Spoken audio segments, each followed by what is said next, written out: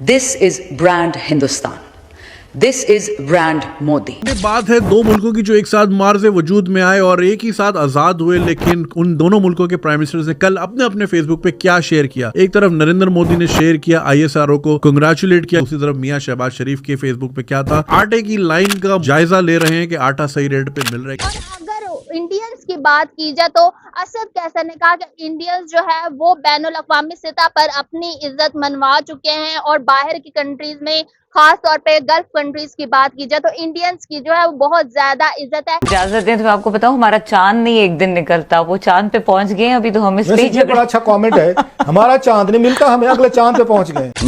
मगर ये मोदी जो है फिर भी रुकता नहीं है ना, रुकता नहीं है। We are working for our own space station called Bharat Antariksh Station.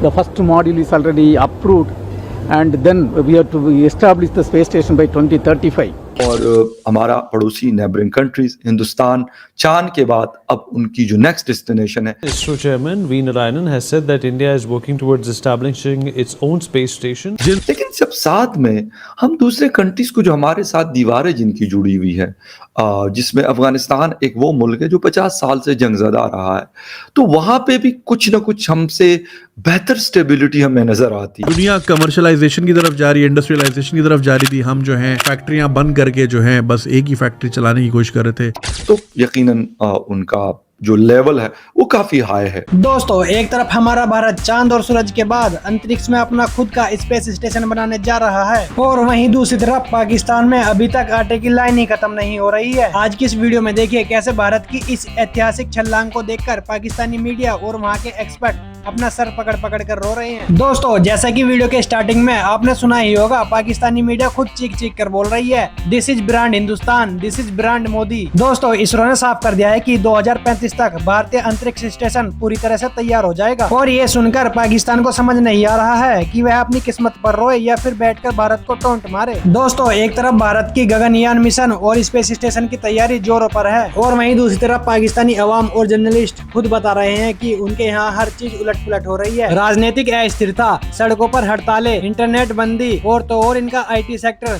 जो थोड़ा बहुत चल भी रहा था वो भी अब ठप होने लगा है। दोस्तों, वहाँ के लोग खुद बता रहे हैं कि पाकिस्तान के युवा डिमोटिवेट होकर देश छोड़ रहे हैं। दुनिया भर में भारत का डंका बजता है, और भारत की इकोनॉमी दुनिया की 5वीं सबसे बड़ी इकोनॉमी बन चुकी है, और पाकिस्तान को अब खुद लगने लगा है कि उनके नेता सिर्फ खोखले वादे करते हैं, जमीनी हकीकत पर कुछ भी नहीं है। और अगर इंडियंस की बात की जाए तो असद कैसर ने कहा कि इंडियंस जो है वो बैनुल अक़वामी सतह पर अपनी इज्जत मनवा चुके हैं और बाहर की कंट्रीज में, खास तौर पे गल्फ कंट्रीज की बात की जाए तो इंडियंस की जो है वो बहुत ज्यादा इज्जत है।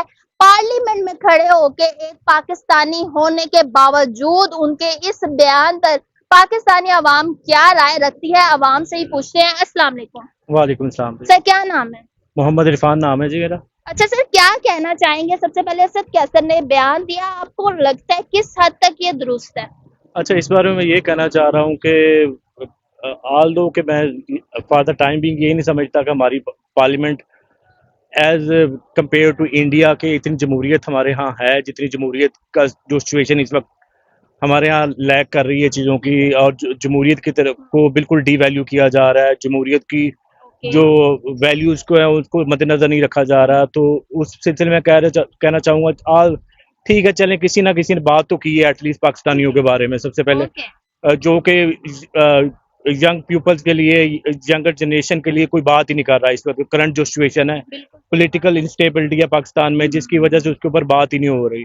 और दूसरी बात यह है कि इस वक्त जो यंग जनरेशन की बात है, अभी मैं कुछ दिन पहले न्यूज़ पढ़ रहा था कि यंग जनरेशन इस वक्त IT की तरफ जा रही है, लेकिन पाकिस्तान में ये हालत ये है, आए दिन इंस्टेबिलिटी की हालत ये है कि IT सेक्टर में अगर देखा जाए कि आए दिन इंटरनेट की बंदिश हो जाती है, जिसकी इंटरनेशनल क्लोजर की वजह से जो IT सेक्टर है पाकिस्तान का वो बहुत ज़्यादा कह लें कि जो अफेक्ट हो रहा है, और बहुत ज़्यादा जो हमारे लिए एक्चुअली ज़र मुबादला लेना जा रहा था वो अफेक्ट होके वो लोग यंगर जनरेशन जिनको एक्चुअली इधर बैठ के हमारे लिए डॉलर लेके आ रहे हैं, उन लोग की कंट्री की स्टेबिलिटी में बहुत ज़्यादा रोल प्ले कर रहे हैं, तो उनको भी ये पॉजिटिव रोल प्ले करने नहीं दिया जा रहा। फिर इसके डीमोटिवेट होकर जब हमारी यंगर जनरेशन जाती है, बाहर जाती है, तो हमारे कोई एग्रीमेंट्स नहीं है गल्फ कंट्रीज के साथ, अदर कंट्रीज के साथ, जिसके के थ्रू एक यंगर जनरेशन को फैसिलिटेट किया जा सके उधर कोई भी जॉब लेने के लिए, एम्प्लॉयमेंट जनरेशन के लिए अपने बलबूते पे करना पड़ता है। जी अपने बलबूते पे करना पड़ता है rather than as compare to Pakistan. अगर इंडिया की तरफ देखा जाए, इंडिया के बहुत सारे एग्रीमेंट्स हैं गल्फ कंट्रीज के साथ भी, अदर कंट्रीज के साथ भी। इंडियन एक्चुअली इंडिया की जो उसको इकोनॉमी को बूस्ट किया है, उसके आईटी सेक्टर ने इस वक्त बूस्ट किया है। अगर देखा जाए हर सेक्टर में इंडिया के आईटी सेक्टर उसको बूस्ट कर रहा है, हर चीज़ों को बूस्ट करके वो इस लेवल पे ले गए कि आज उनकी एक्सपोर्ट देखा जाए तो 400 बिलियन पे है एज कम्पेयर टू पाकिस्तान जो ईयर बाय ईयर हम डिक्लाइन पे जा रहे हैं, जिसकी वजह से हमारा जो रुपी है वो भी डिवैल्यू हो रहा है और फिर इन्फ्लेशन डे बाय डे बढ़ रही है, जिसके ऊपर पार्लियामेंट में एक्चुअली कोई भी बात नहीं कर रहा। ठीक है। और इस सारे चीज़ों को कह लें कि प्रॉपरली देखने के लिए पार्लियामेंट एक बहुत बड़ा रोल प्ले कर सकती है। अभी 2 दिन पहले बनू जानी खेल में सुसाइड अटैक हुआ और अभी 1 दिन पहले एक और अटैक वजीरिस्तान में किया गया, जिसमें एक मेजर और एक सिपाही जो है वो अपनी जान गंवा बैठे। तो एक तरफ तो आपकी पॉलिटिकल इंस्टेबिलिटी है, लेकिन सिक्योरिटी की सिचुएशन भी काफ़ी अलार्मिंग और काफ़ी थ्रेटनिंग है। खैर जब हम देखते हैं पाकिस्तान के हालात को तो ऐसे लगता है कि हर चीज़ उलट पुलट है, हर चीज़ बिगड़ी हुई है, हर चीज़ ख़राब है, कुछ पता नहीं जैसे और ठीक कैसे होगा ये भी समझ में नहीं आता। लेकिन जब साथ में हम दूसरे कंट्रीज को जो हमारे साथ दीवारें जिनकी जुड़ी हुई है, जिसमें अफगानिस्तान एक वो मुल्क है जो 50 साल से जंगज़दा रहा है, तो वहाँ पे भी कुछ ना कुछ हमसे बेहतर स्टेबिलिटी हमें नज़र आती है।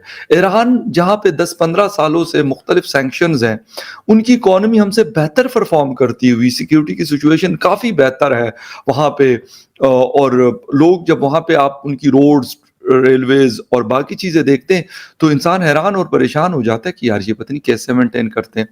फिर आ जाइए हिंदुस्तान, खैर बहुत बड़ा मुल्क है, बहुत बड़ी इकॉनमी है, 5वीं बड़ी इकॉनमी इस वक्त परफॉर्म कर रही है और 3rd की तरफ वो अपनी इकॉनमी को लेके जा रहे हैं, तो यकीनन उनका जो लेवल है वो काफ़ी हाई है।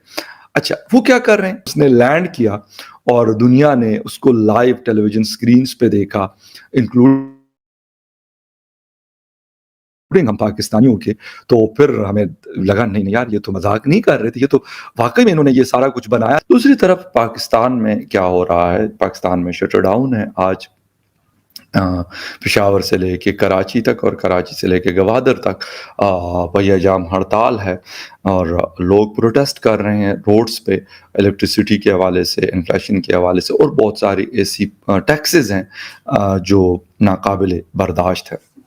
इन सारी चीज़ों के ऊपर बात करेंगे कि हम किधर जा रहे हैं और बाकी दुनिया या हमारे नेबरिंग कंट्रीज कहाँ पे जा रहे हैं। तो बात हम कर रहे हैं इस वक्त तो खैर पाकिस्तान के हवाले से भी, और पाकिस्तान में जो कुछ हमें देखने को मिल रहा है, अनफॉर्चुनेटली हमारी हुकूमतें जो भी आती हैं वो कहते हैं यार ऑल इज़ वेल, लेकिन ऐसा होता नहीं। तो दोस्तों कैसी लगी वीडियो कमेंट में जरूर बताएं, और यदि अभी तक आपने वीडियो को लाइक करके वीडियो को हाइप नहीं किया तो जल्दी से वीडियो को हाइप कर दीजिए, और यदि अभी तक आपने अपना चैनल रॉबिन इमेज रिएक्शंस को सब्सक्राइब नहीं किया है तो जल्दी से चैनल को सब्सक्राइब कर दीजिए। मिलते हैं नेक्स्ट वीडियो में, तब तक के लिए जय हिंद जय भारत।